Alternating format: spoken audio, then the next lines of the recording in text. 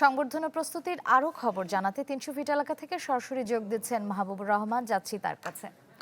মাহবুব, ৩০০ ফিটে যে আয়োজন চলছে তারেক রহমানকে বরণ করবার জন্য, এখানে মঞ্চ নির্মাণ ছাড়া আর কি কি আয়োজন আপনি দেখতে পাচ্ছেন?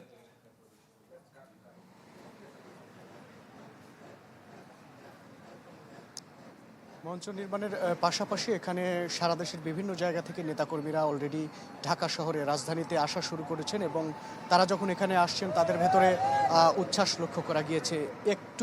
কিছুক্ষণ আগে এখানে বিএনপির সিনিয়র যুগ্ম মহাসচিব রুহুল কবির রিজভী তিনি এসেছিলেন। তিনি যেটি ধারণা করছেন যে বিএনপির ভারপ্রাপ্ত চেয়ারম্যান তারেক রহমানের স্বদেশ প্রত্যাবর্তন ঘিরে এই ৩০০ ফিট এই এলাকাটি আসলে মহামিলন মেলায় পরিণত হবে। সারা দেশ থেকে যে নেতাকর্মীরা আসবেন সেই নেতাকর্মীদের গভীর ভালোবাসায় শিখতে হবেন তারেক রহমান, তেমনটাই জানাচ্ছিলেন তিনি।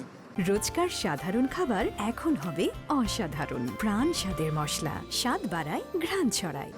এছাড়া তারেক রহমানের স্বদেশ প্রত্যাবর্তন ঘিরে যে নিরাপত্তা, সেই নিরাপত্তাও কিন্তু এখানে জোরদার করা হয়েছে। আইন শৃঙ্খলা বাহিনীর শক্ত অবস্থান রয়েছে এখানে, তারা সতর্ক অবস্থানে রয়েছেন। মঞ্চ প্রস্তুতের যে কাজ সেটি আসলে অর্ধেকেরও বেশি হয়ে গেছে, অর্থাৎ 50%-ও বেশি কাজ হয়ে গেছে।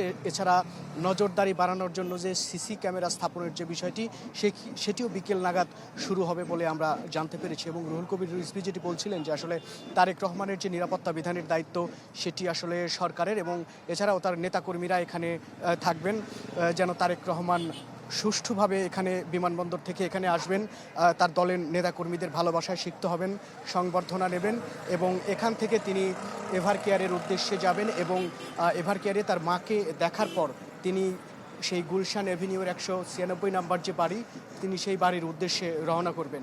শ্রেয়া। ধন্যবাদ মাহবুব। তারেক রহমানকে বরণে বিএনপির যে প্রস্তুতি তার খবর জানাতে সরাসরি যুক্ত ছিলাম ৩০০ ফিট এলাকায়।